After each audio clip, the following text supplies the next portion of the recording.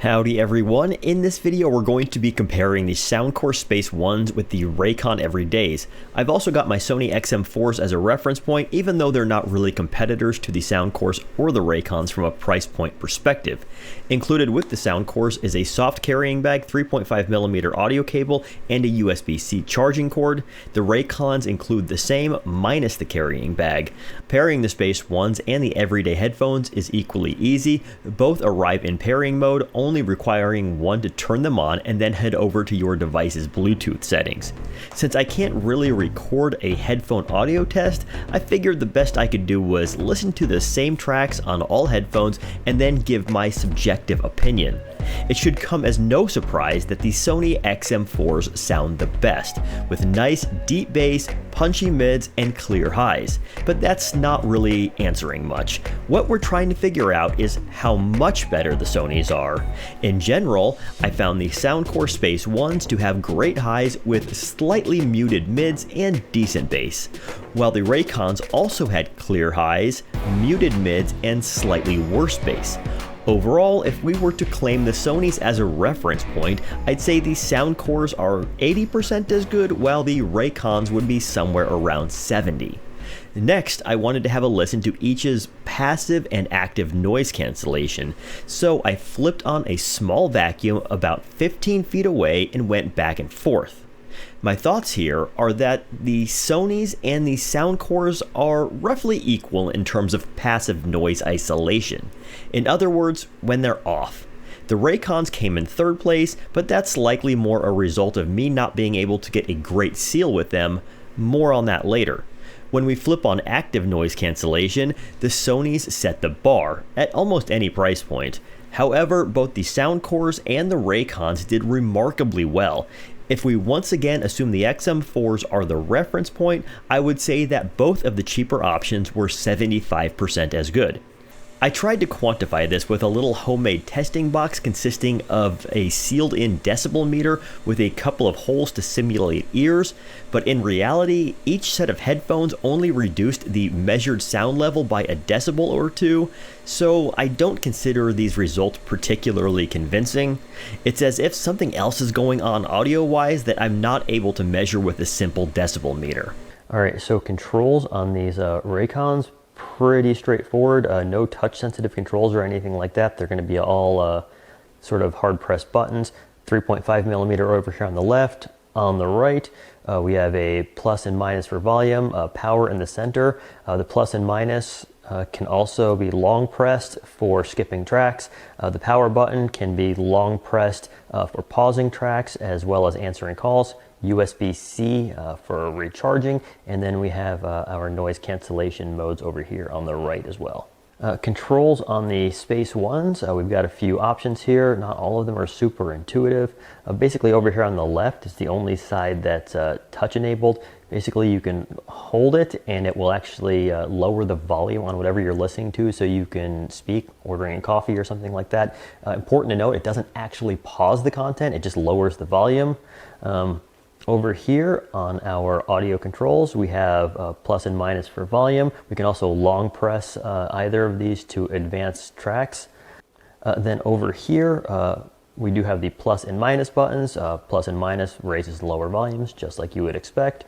We can also long press each of these to skip tracks. Then over here on our play pause button, single press does exactly that. You can also long press it to enable voice assistant. For example, on my iPhone, I was able to access Siri by doing that. So super nice touch there.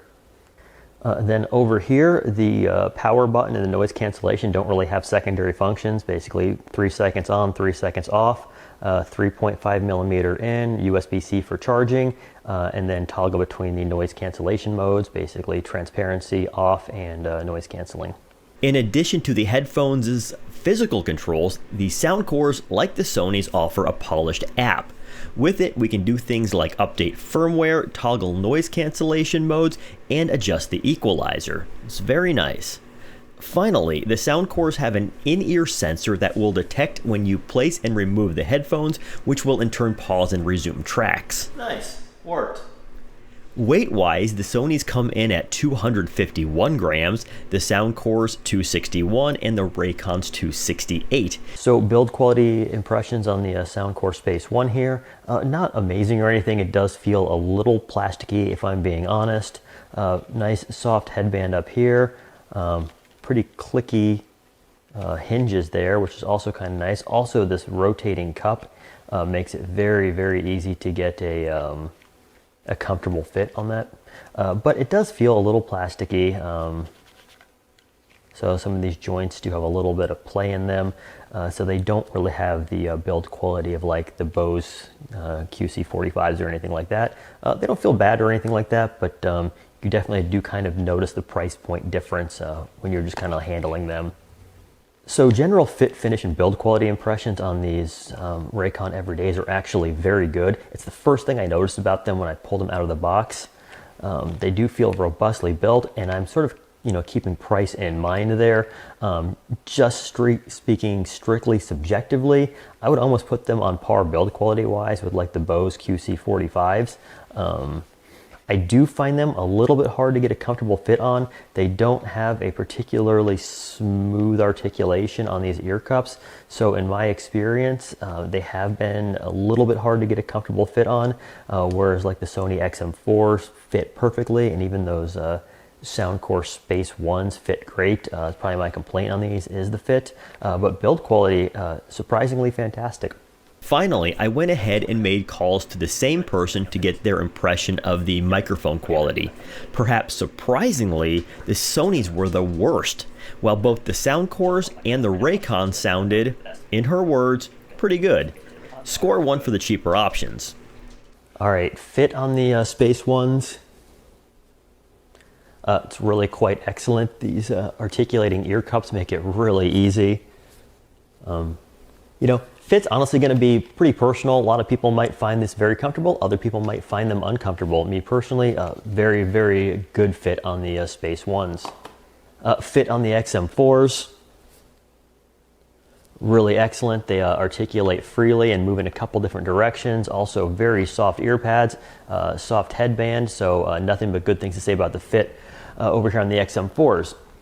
Fit on the Raycon Everydays, for me, it's not a great fit. I just find they sit at kind of an awkward angle on my head, and they don't articulate very smoothly either. In fact, it's funny, this one's labeled left, this one's labeled right, and I put them on, and I can't help but think they actually fit better if you wear them backwards. I don't know there's a technical reason why you couldn't. If there's some highly stereo sound, that might get a little awkward. But again, fit is such a weird personal thing. It's kind of like trying to review fit on clothes. It's going to be different on everybody, so it's kind of hard for an objective statement there. But for me personally, both the Sonys and the Soundcores fit fantastic, but I would probably pass on the Raycons just as it applies to my head. In the beginning of this video, I said I was going to try and answer 2 questions. Which of the cheaper options is the better buy? And can you get anywhere close to Sony quality for about 1/3 of the price? In response to question 1, if it were my money, I would purchase the Soundcore Space Ones over the Raycon Everydays. They had slightly better sound quality, similar noise cancellation, better controls, a better fit, and nice app-based customization. Build quality is about the only metric I'd say was better on the Raycons. As far as question number 2 goes, yes, I think you can get near Sony quality for a lot less money. Obviously, the Sony XM4s are better than either budget option in just about every way. It's just a matter of diminishing returns. The Sonys cost about 3 times what the others do, but I'd say overall they're maybe 30% better.